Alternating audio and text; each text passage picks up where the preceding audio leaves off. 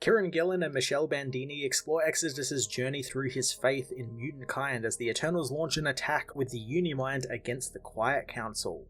Kieran Gillen keeps the Judgement Day running with an issue that focuses in on Exodus, the religious crazed mutant, showcasing the being's awakening as a mutant as well as his previous run-ins with Eternals in the past, specifically Cersei. I thoroughly enjoyed how well Gillen slipped these small pieces of Exodus's history into his already established canon of a character, expanding on pieces like Apocalypse awaken him and trying to turn him to Magneto finding him and teaming with him against the X-Men. It all fit really organically and felt like we were seeing parts in between issues that have already come. On top of this crazy good character development, Judgement Day continues to move on well, and I liked that we were seeing the events of that first Judgement Day issue play out in the background here and see the mutants' response to the Uni-Mind and what they should do now. Xavier legitimately being surprised at this was great, and I like that I can feel his frustration since they are facing an enemy who has kind of all of the same handicaps that mutants have. They can all be brought back to life at a whim. They have cities that are hidden away from everyone else that they can't really reach, so it's very hard to combat them. So there was almost this kind of holding up a mirror aspect to the war, and I like that Xavier doesn't like being confronted with that, and it's great we get to see those very subtle character bits come through here in the dialogue and the art.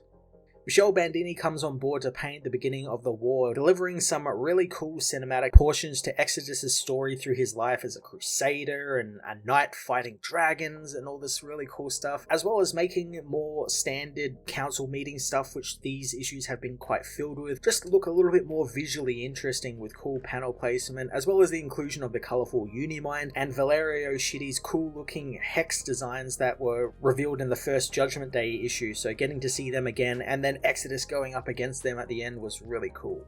Immortal X-Men issue 5 was a fantastic spotlight issue on Exodus among the chaos of the Judgement Day event, fleshing out the being's history not just with his own kind, but his previous run-ins with the Eternals to make for a compelling piece in a larger story. I'm going to give this issue a 9 out of 10.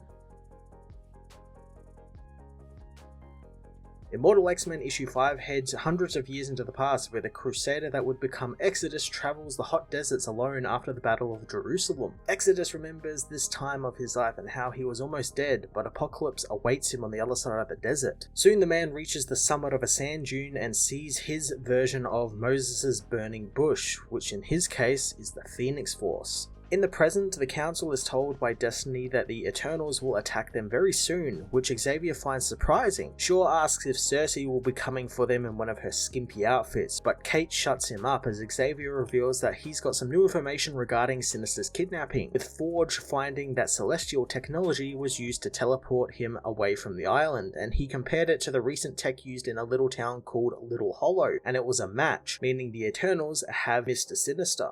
Exodus thinks that Sinister was rescued, and Emma, despite knowing she would usually disagree, finds herself agreeing with Exodus and wondering about Fei Long's words regarding their big players all having left them recently. She thinks that they need to move against the Eternals with more than just a slap on the wrist, wanting to prepare the captains with a defense. Shaw, however, wants to strike first and hard, but Exodus reminds him how the Eternals have their own cities locked off from their own reality, and they can just be reborn like the mutants can. So they can besiege them at will and they will not find a way to retaliate. Xavier is surprised that Exodus knows the Eternals well, so Exodus reveals that shortly after Apocalypse tried to recruit him to his cult, he met an Eternal and they fought in their minds. Xavier still doesn't understand why Eternals are attacking them, knowing that they expected someone like Orchis to do it first. As Exodus demands that Mr. Sinister be purged from the Council, time begins slowing around them as he watches Destiny twitch in her chair, which was once Apocalypse's chair.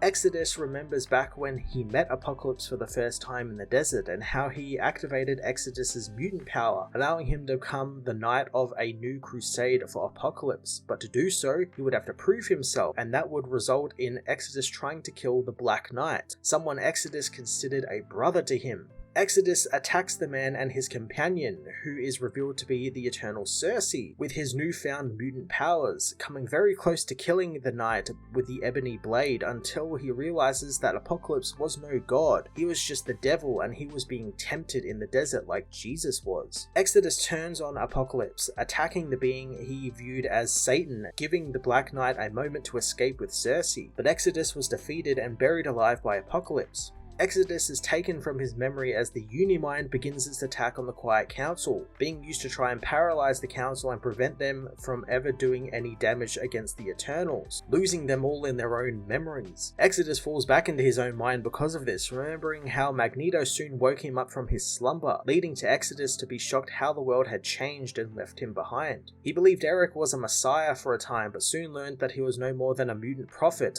but Exodus used the time to assemble his faith. Exodus knows that for a church to suddenly claim all its popes to be anti-popes, a revelation is needed, and he soon ends up getting his as he comes into contact with the X-Men while with Magneto, seeing hidden meaning that humans didn't in the form of a rotated cross in all of the genes of the mutants, meaning all mutants carry the cross. Soon Magneto failed Exodus as a messiah, and now he's gone again and Hope sits in his place. Exodus leaves his memories again as an injured Wolverine appears to the council, telling them that Jack of Knives is after the Five and he has already killed Egg, meaning the Eternals know how to hurt them. Xavier reveals that he's protecting them from the Uni-Mind right now, so they need to find a way to defeat it quickly. Emma assembles her telepathic strike force, going with Exodus and Hope into their mind, where Exodus sees Emma as a diamond shield and Hope is the flaming knight's sword. Using these tools, Exodus sees himself as a knight who battles a giant multi-headed dragon which he knows is the Eternals. Upon attacking the dragon, Exodus makes it into the Uni-Mind internal log. He sees that the Eternals know he's there, trying to stop him as he continues deeper in still, making it to the other side and confronting a giant sun as he remembers how 200 mutants were left alive after Scarlet Witch killed all of them off, making them the chosen people who were chosen to become sick or die. Exodus remembers finding nothing on his pilgrimage, deciding to torture his body and test his faith, hoping that the pain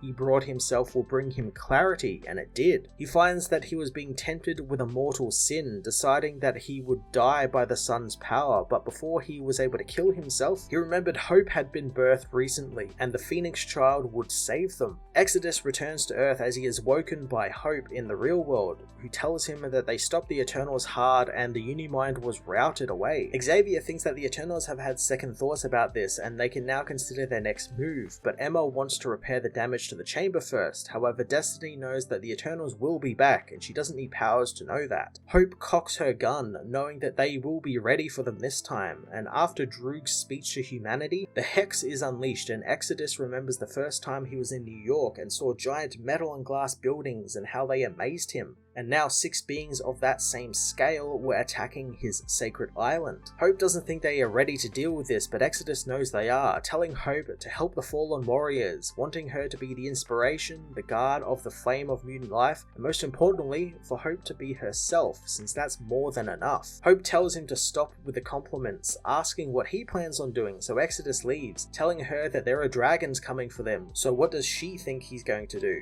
Exodus speeds into the sky, knowing that he's the Pope of a new church, just like Peter was long ago, and Peter was the rock upon which Jesus built his church. And while Exodus confronts the Hex, he knows he's a rock as well, but he is also the rock in the hand of Cain.